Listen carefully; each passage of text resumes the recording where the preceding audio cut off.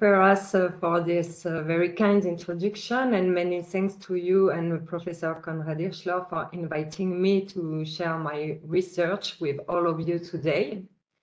So in 14th and 15th century Egypt and Syria, thousands of manuscripts were commissioned by Mamluk sultans and emirs, as well by the civilian elites.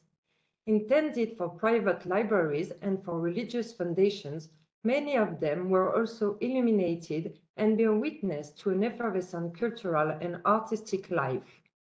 Nevertheless, despite their importance for the history of the book and artistic exchanges in the Islamic world, little attention has been paid to the illuminated manuscript produced in Mamluk Egypt and Syria until a few years ago. Primary sources do not give information on the making process of this manuscript and are almost completely silent on actors involved in this artistic production, so that only the in-depth study of preserved manuscript can bring information on this art of the book. Before giving you an insight on what we currently know about the history of the Mamluk illuminated production, I will talk about a small group of manuscripts produced by Ahmed al-Mutatabib in order to show you how I processed to get information from this specific material. So, the next slide.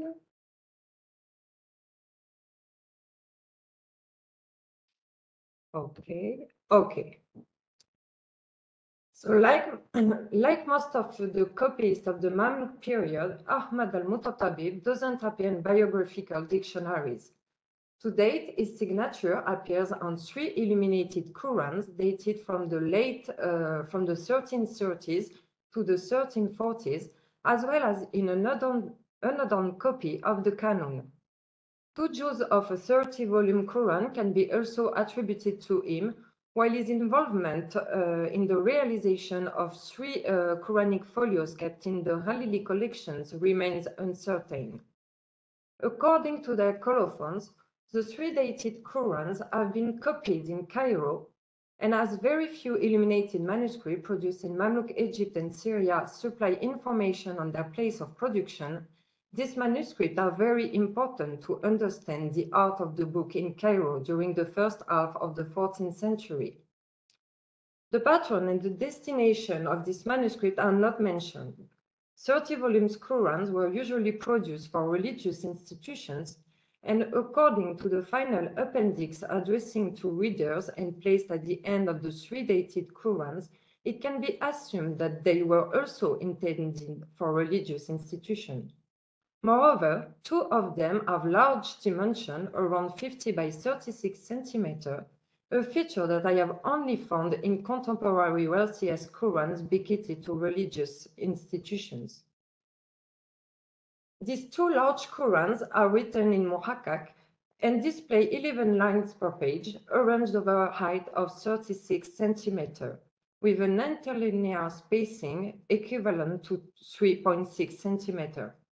The writing is proportioned according to an Aleph module measuring 1.7 centimeters, and because of its similar layout and handwriting, we can safely attribute the 30-volume Quran to Ahmad al-Mutatabib. Based on the characteristic of his script, Ahmad al-Mutatabib can be considered as a competent calligrapher, but not a master of calligraphy. Moreover, his Muhakkak and Sulus are close to those found in a Quran produced in 1329 by al-Maydumi, who mainly spent his career in Cairo and Fustat. According to the primary sources, al-Maydumi was one of the leading Egyptian scholars and hadith teachers in the first half of the 14th century, and his skills in calligraphy were widely recognized. The similarities between his Quran and those copied by Ahmad al-Mutatabib lead to suggest a strong connection between these 2 copyists. The vocalization system used in their Quran also supports the hypothesis of close links between these 2 copyists. In the appendix placed at the end of his 3 dated Qurans, Ahmad al-Mutatabib listed the main authors and texts he consulted in order to vocalize the text. and warns readers against making correction without knowing the different conventions that can sometimes differ between the Maghreb and the Mashriq. One of the most surprising conventions used in Al-Maydumi and Ahmad al-Mutatabib Qurans is the use of green dots to indicate the wasl of the definite article. To date, in Mamluk contemporary production, I have only found this characteristic in a Quran sold by Sotheby's in 2016 and which display calligraphy and illuminations very close to the work of these two artists. According to primary sources and some preserved manuscripts, several copies also mastered the art of illumination and even bookbinding. Here there is no evidence that Ahmad al-Mutatabib is also the author of the illumination, but his Qurans were clearly decorated by the same artist or team of artists. Their decorations are characteristic of the Syro-Egyptian illuminated tradition of the first half of the 14th century, and on which I will return later. Nevertheless, the insertion of Khamsa and Ashara within the text itself are not found in other contemporary manuscripts, except in the two Qurans copied by Al-Maydumi and in the Sotheby's Quran. Again, this feature tends to underline the links between these manuscripts and to highlight the existence of a team of artists working together. To resume, although al-Mutatabib is not mentioned in Mamluk primary sources, the in-depth study of his manuscript provides many information about his life and professional background. First, his laqab and his copy of Avicenna's canon, with many marginal notes written by him, underlined his interest in medicine. Then it can be safely surmised that al-Mutatabib spent a large part of his career in Cairo, where he was trained by al-Maydumi, both in religious sciences and calligraphy. His appendices attest his knowledge on Quranic sciences and also highlight his close links with religious institutions. Moreover, the visual connection between his Qurans and other contemporary illuminated manuscripts reinforces the idea that he didn't work in isolation, but was connected to a wide network of artists who frequented the same places, were trained by the same teachers, or were affiliated with social groups sharing intellectual and artistic interests. The systematic application of this methodological approach leads to identify three main phases in the 14th century Mamluk art of the book. Each of these phases is characterized by more or less important changes in the making process of the book, the calligraphy, the art of the illumination, and the context of production. To my knowledge, very few illuminated manuscripts can be attributed with certainty to Egypt and Syria in the second half of the 13th century. It therefore seems that this art of the book only really developed at the beginning of the 14th century and really blossomed from the 1320s onwards, thanks to the emergence of a powerful patronage, mainly exercised by emirs and civilian elites, whose power and wealth had considerably increased during this decade. The first illuminated manuscript that can be attributed with certainty to the Mamluk manuscript production is this Quran copied by Al-Maydumi in 1302 in Souk al-Sakha in Cairo, but its illuminations are closer to contemporary manuscript produced in Anatolia. Consequently, the first manuscript showing a decoration characteristic of the first phase of the Mamluk art of the book is this 7-volume Quran made for Emir Baybars al-Jashnagir in 1304-1306. Usually, Qurans produced in Egypt and Syria during the first decades of the 14th century are copied in Nasr, but this one is written in Ashar, an hybrid style mixing characteristics from both rectilinear and curvilinear scripts. It was copied by Ibn al-Wahid, a calligrapher trained in Syria, like most of famous copyists working in the Mamluk Sultanate during the second half of the 13th century and the first 2 decades of the 14th century. While the signature of illuminators rarely appears in the Mamluk production, this Quran is signed by 3 illuminators. Sandal is the only one mentioned by Mamluk sources, meaning that he was a well-known illuminator, and Etudes mentions being Sandal's disciple in a Quran dated 1313 and dedicated to Sultan al-Nasir Muhammad. All preserved manuscripts bearing the signature of these 2 illuminators are dedicated to Sultan al-Nasir Muhammad, a high-ranking emir, suggesting a close relationship between this artist and the Mamluk court. Moreover, Sandal is a nickname often associated with eunuchs, which reinforces the hypothesis of a close link between this artist and the Mamluk court. The main artistic contributions of Sandal and Etudes are the borders placed on the 3 external sides of the main array and decorated with golden arabesque on a red hatched background, the use of geometrical composition based on star polygons, the subdivision of the Quranic text indicated by specific marginal forms, the ornamentation based on palmettes and arabesque, as well as the chromatic palette dominated by gold, blue, and red. Most of these elements are found in the majority of Qurans and non-Quranic manuscripts, including some Christian works produced from the beginning of the 14th century to the 1340s. However, from the middle of the 1320s, some structural or formal variations can be found in the decoration. The introduction of new forms into Sandal's decorative repertoire may reflect a logical development of his own work or that of his disciples, or could reflect the intervention of other artists who had been inspired by the Baybars Quran kept in the Al-Hakim Mosque and considered as a masterpiece of the period. Among these changes, we can mention the introduction of the oblong cartouche in title bands of Qurans, the use of marginal pyramidal shape underlying the symmetrical axis of the full illuminated pages, both in Quran and non-Quranic manuscripts, and a new style of kufik characterized by the Zayd shape of the final kaf, the rounded tails of letters, and the flowery shape of the heads of some other letters. New forms of cartouches and marginal vignettes also appear in the 1340s, and because the ornamentation doesn't really evolve during the first half of the 14th century, this variation can be used to refine the date of manuscript, or at least to provide a terminus antiquum to their production.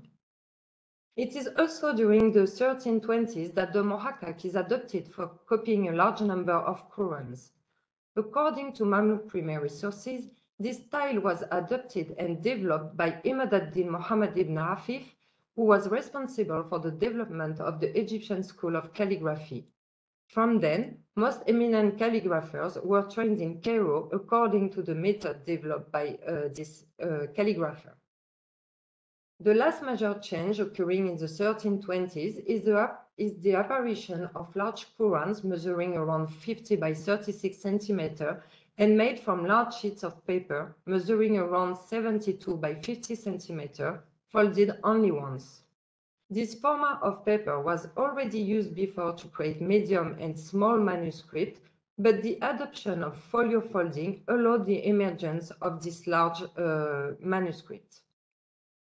A quantitative study of the manuscript format used in the 14th century also tends to highlight the existence of a hierarchy of paper format and types of folding, depending on the status of the patron or the destination of the manuscript, and sometimes even the text copied.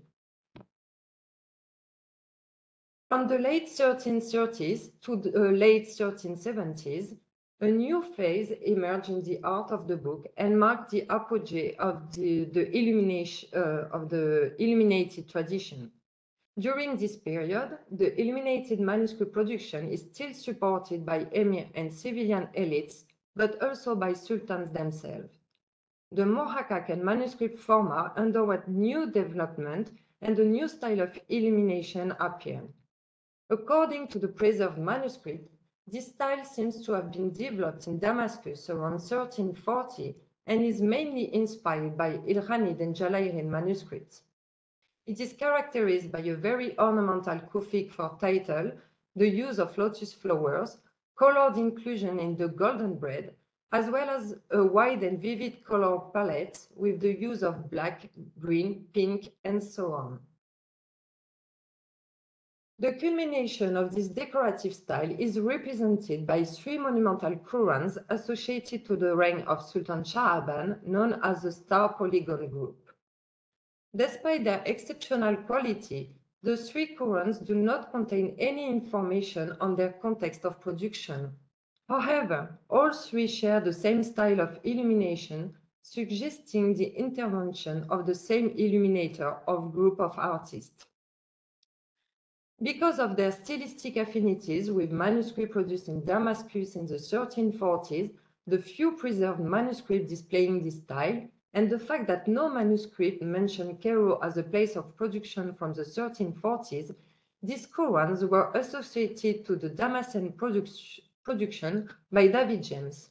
However, his study was only focused on a small number of Qurans and all dedicated to sultans and emirs' foundations. In my opinion, there is no evidence that these manuscripts were produced in Damascus. If we take into account Qurans and other texts, there are many preserved manuscripts illuminated in this style. Moreover, throughout the Mamluk period, there is a constant mobility of individuals between the different regions of the Sultanate, as well as numerous material and immaterial exchanges, resulting in a wide and rapid dissemination of artistic models throughout the territory.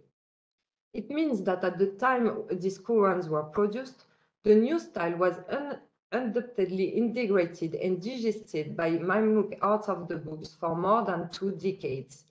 In addition, there is no evidence that illuminated manuscript production in Cairo has ceased from the 1340s, since many Mamluk illuminated manuscripts do not mention their place of production. Consequently, we could also assume that these Qurans were produced in Cairo by artists based in religious foundations or in book markets. Regardless of where they were produced, these Qurans represent the apogee of the new illuminated style that can be qualified as very ornamental, almost ostentatious. This can be seen through the use of borders and marginal medallions adorned with white birds and golden arabesque on a blue background, the use of numerous frames around the main array of fully illuminated pages, the use of lotus and peonies flowers, and the different color used. Title panels are also characterized by varied interlocking geometrical figures, and the kufic has a highly ornamented and ornamental appearance. The Ramsa and Ashara are included into marginal vignettes occupying the wall space of the external margin, and as you can see on the left, the hardly visible distinction between these 2 groups underlines the decorative rather than functional aspect of the Quranic illumination associated to this style. The analysis of scripts show that Rashid VI on the left was not copied by the calligrapher who copied the 2 other Qurans, but all are written in large muhakkak called Jalil al-Muhakkak. They are also characterized by their monumental size, more than 70 by 50 centimeters, and according to the vertical orientation of the chain lines, they are made from monumental sheets of paper measuring around 112 by 85 centimeters, folded only once. In the Mamluk manuscript production, this monumental size doesn't seem to appear before the second half of the 14th century and is exclusively reserved for copying sacred texts such as the Quran or works relating to the genealogy of the Prophet. These manuscripts are all associated with the patronage of sultans or the most eminent emirs and are dedicated to their religious foundations.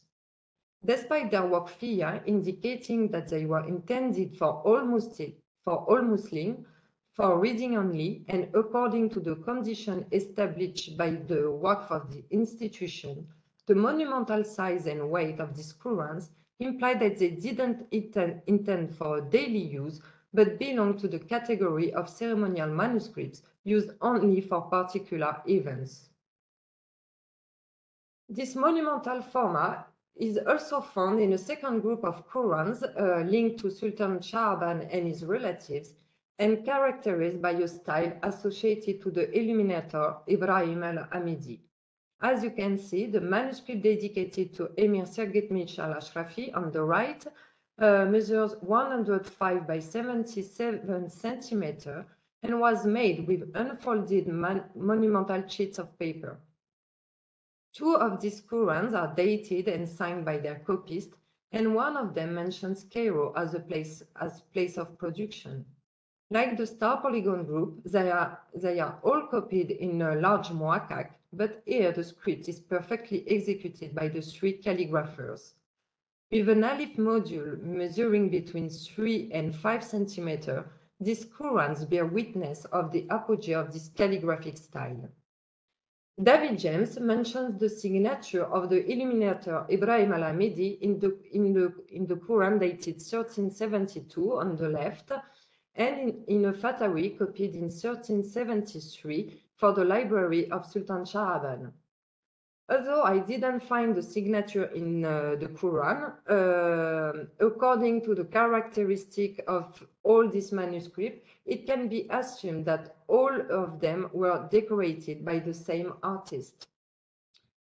According to his Nisbah, Ibrahim seems to have originated from Hamid, and as his style is very similar to contemporary illuminated manuscripts produced in Erzincan, Baghdad, and Shiraz, it can be assumed that he trained or worked in different parts of the Middle East before settling for a time in Cairo.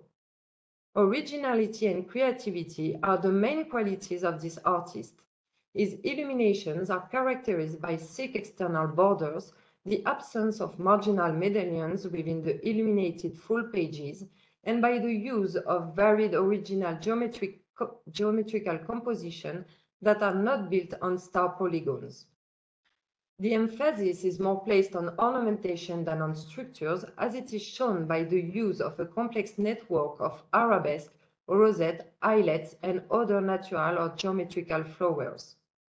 Al-Hamidi also uses a rich and vivid color palette, but gold and blue are extensively used, such as in contemporary manuscripts produced in Erzincan, Baghdad, and Shiraz. In contrast to the star polygon group, his manuscript displays several features that have no equivalent in the earlier or contemporary Mamluk artistic tradition. Unlike the star polygon group, 3 of the 4 manuscripts associated to this illuminator give information on their context of production. This remark can therefore possibly be interpreted as an indication of the existence of close links between Al-Hamidi and the court of Sultan Sha'ban. This assumption would explain the fact that no other contemporary or later manuscript can really be attributed to this illuminator. After the reign of Sultan Sha'ban, a quantitative and qualitative decline in illuminated manuscript production seems to occur.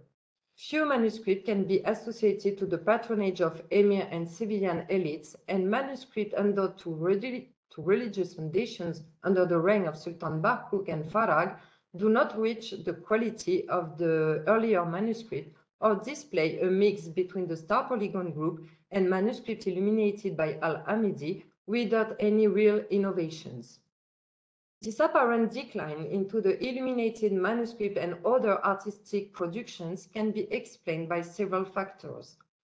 First of all, throughout his reign, Sultan Barkuk tried to restore the power of the House of the Sultan by ensuring that the majority of state revenues ended up in the hands of the sultans. Revenues of the emirate houses then fell considerably compared to the previous decades. Moreover, the various political, health, and social crises in late 14th century and early 15th century have probably impacted the number of potential patrons, and the economy of the illuminated manuscript production. Based on preliminary research carried out in the collection of the Bodleian Library and the Bibliothèque Nationale de France, this decline seems to continue during a large part of the first half of the 15th century. It is possible that the lack of illuminated manuscript during this period reflects a loss of momentum into this artistic production, but we must also keep in mind that few Mamluk illuminated manuscripts bear information about their place of production. Moreover, information reported in catalogues of libraries and museums is often limited, meaning that in most cases we need to go there to identify these manuscripts. These issues could therefore potentially distort our perception of the real quantity of illuminated manuscripts kept for this period.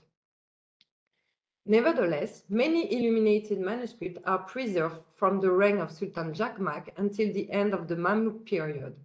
According to the preliminary research, the patronage of these artistic productions still seems to be largely exercised by sultans and emirs, and the type of paper used for making manuscripts are less diversified than in the 14th century, and format of manuscripts are also smaller.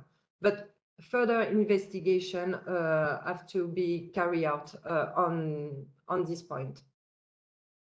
Unlike the 14th century, the art of illumination is characterized by a wide variety of styles, and this stylistic heterogeneity raises many questions about the economic and social aspect of this artistic production during the 15th century.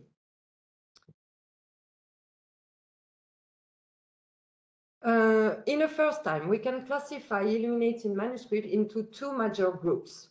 A large part of them belongs to the first one and are characterized by a single and very simple opening illuminated page based on a rectangular surface divided in 2 or 3 parts, with the title of the work written in Sulus in 1 or 2 bands attached to a marginal medallion, and in the lower or the central part, the name of the author or the dedication is inscribed into a central medallion or polylobe figure placed on a blank background. The ornamentation is usually limited to the use of rough leaf patterns, and colors are restricted to gold, blue, and red. The second group contains manuscripts displaying more elaborated decoration. Despite an absence of homogeneity, they can roughly be divided into 3 subcategories. The first one brings together manuscripts bearing structures, forms, and patterns already used in the 14th century Mamluk illumination, with a chromatic palette mainly restricted to blue, gold, and red. In the second group, we can include manuscripts displaying many features of the Mamluk illuminations, but also including some structural elements or patterns referring to a foreign origin. Finally, in the last subcategory, are gathered manuscripts characterized by a strong foreign aesthetic, where Mamluk elements are very limited. These 3 manuscripts belong to the second subcategory, as their frontispieces display several features of the Syro-Egyptian production, such as the border placed on the 3 external sides of the main array, the horizontal and vertical tripartition of this latter, the oblong cartouches, the geometrical composition, or the use of a polylobe medallion placed on a blank background. However, they also have some elements borrowed from foreign artistic productions. For instance, the border of this manuscript is characterized by an engaged vignette underlying the symmetrical axis of the composition. The engagement of the vignette into the border, its shape, and its ornamentation are characteristic of the illuminated manuscript produced in Shiraz during the Mozaffarid and Timurid period. Dated 1460, both volumes of this work have an identical frontispiece bearing a dedication to the library of the Sultan of Rome, Mohammed ben Usman, but the first volume mentioned Damascus as a place of production.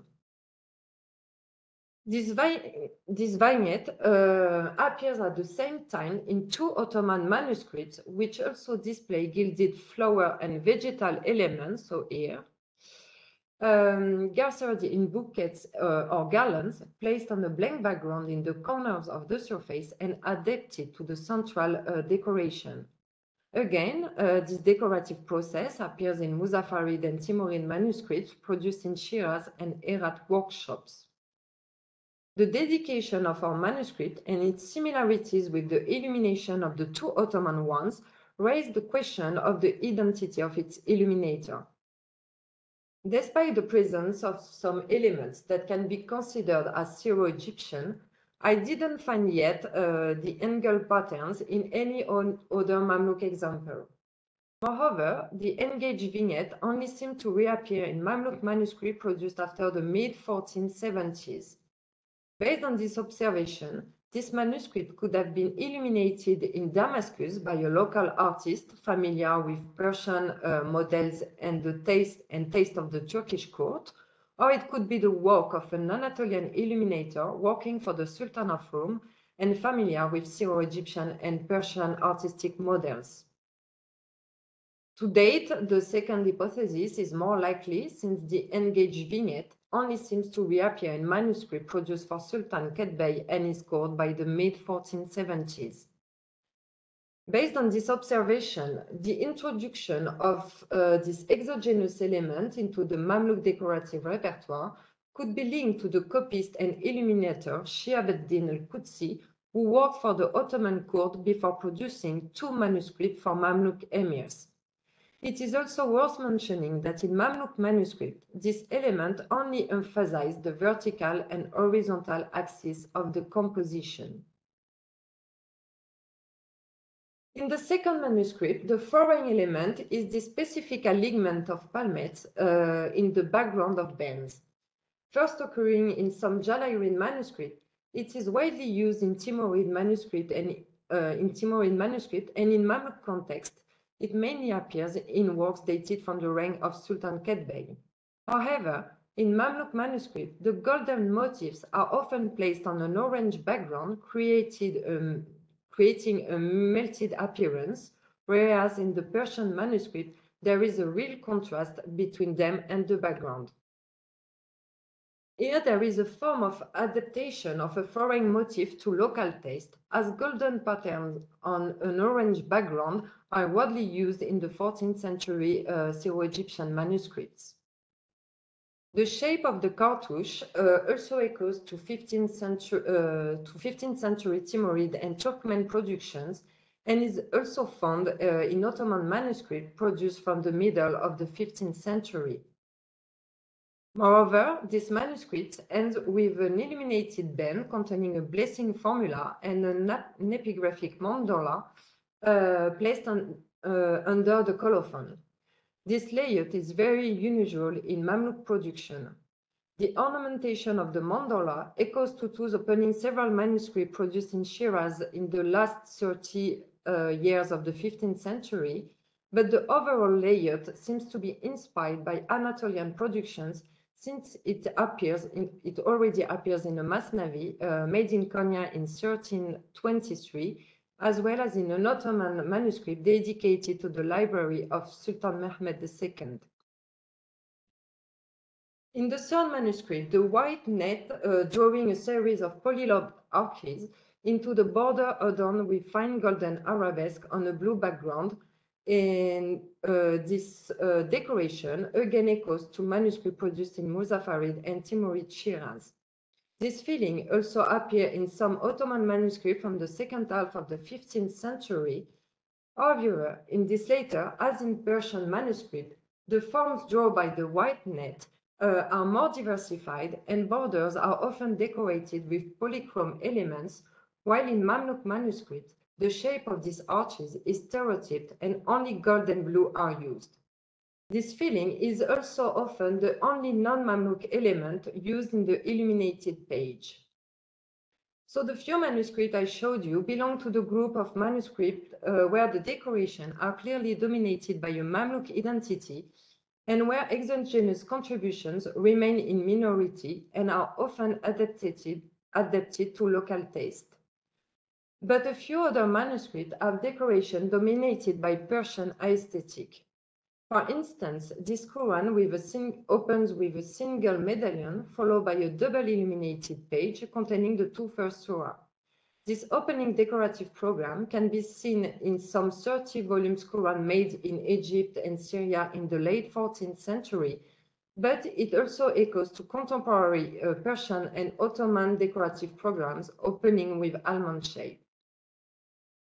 In the opening text pages, the Engel palmettes, the use of small cartouches with polychrome flowers into the frame of the main array, as well as the shape of the epigraphic cartouche clearly echo to early 15th century manuscripts made in Shiraz and Herat workshops. The decoration of surah title bands is diversified and also display forms and ornamentation close to Timurid manuscript. The structurations and form used in the final double page are closer to Syro-Egyptian models, but the absence of symmetry is usual in Mamluk Qurans. Moreover, the ornamentation is mainly based on fine golden flowers on a blue background, echoing to the so-called naive style that appears in Muzaffarid and Timurid Shiraz illuminations, as well as in Ottoman manuscripts dated from the 1450s and 1460s.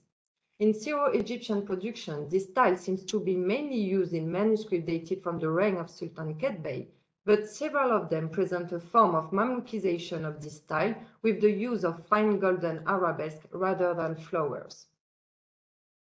Many elements found in the Manchester Quran are also used in this one, made some years later by an illuminator bearing a nisbah referring to the city of Yazd. Further investigation on illuminated manuscripts produced in Egypt and Syria could highlight if an Iranian workshop had been established in this region at that time. To sum up, all foreign elements mentioned have their origin in the post-Ilkhanid illumination, especially in Muzaffarid and Timurid Shiraz manuscript productions.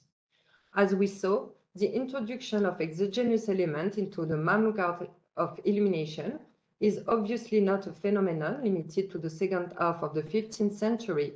Nevertheless, in the 14th century, foreign elements refer to contemporary Persian and Anatolian productions and are integrated and adapted into the Mamluk illumination to create homogeneous styles.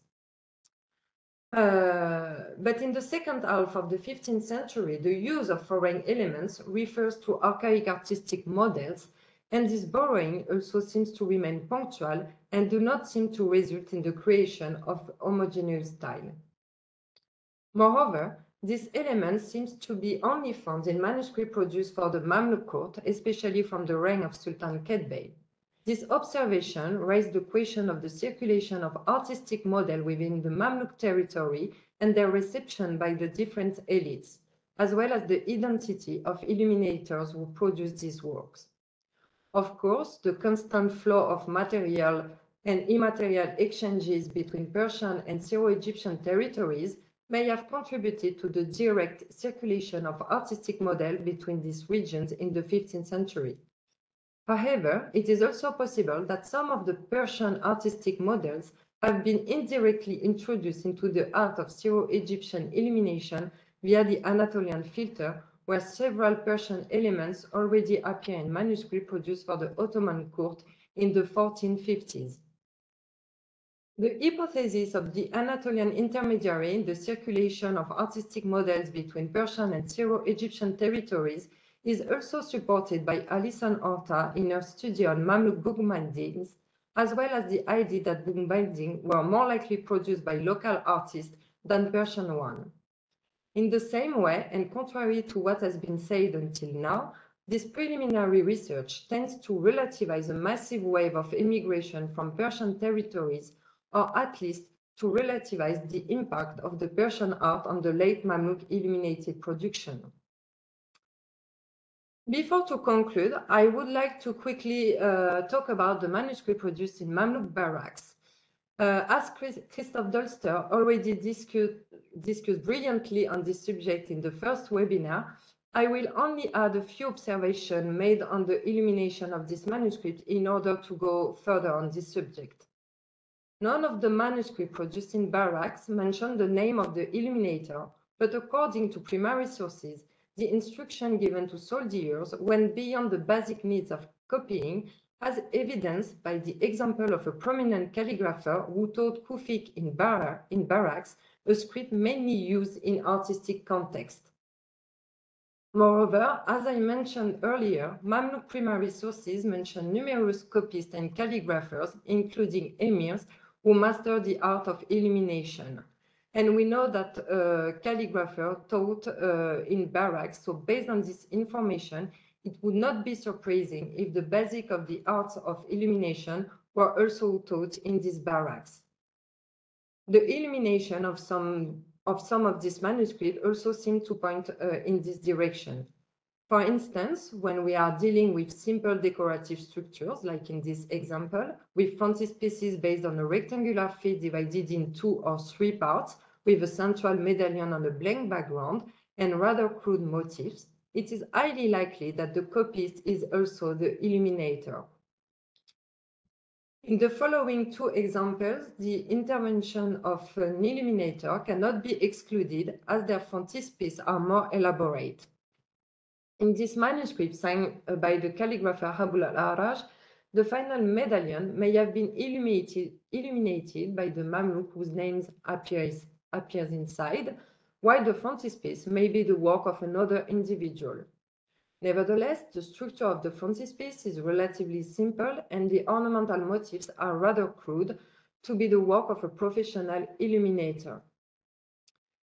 In this second example, the decoration is more refined, but according to the stylistic similarity between the colophon and the frontispiece, it can be assumed that the copyist could be also the illuminator, particularly as the signature is inscribed directly on the ornate background. Indeed, in this Quran, the division of labor appears more clearly. As you can see, the signature of the copyist, inscribed in gilded script, appears on a blank background, suggesting that it was affixed before the decoration. This remark, as well as the lavish appearance of illuminations, clearly highlights the involvement of a professional illuminator. Moreover, the fine gilded arabesque included in white polylobe shape on a blue background, as well as the medallion engaged in the border, echo to several illuminated manuscripts produced outside the barracks. Based on this observation, we could assume that this Quran was illuminated when it was endowed to Sultan Qutbay Mosque the year following its copy.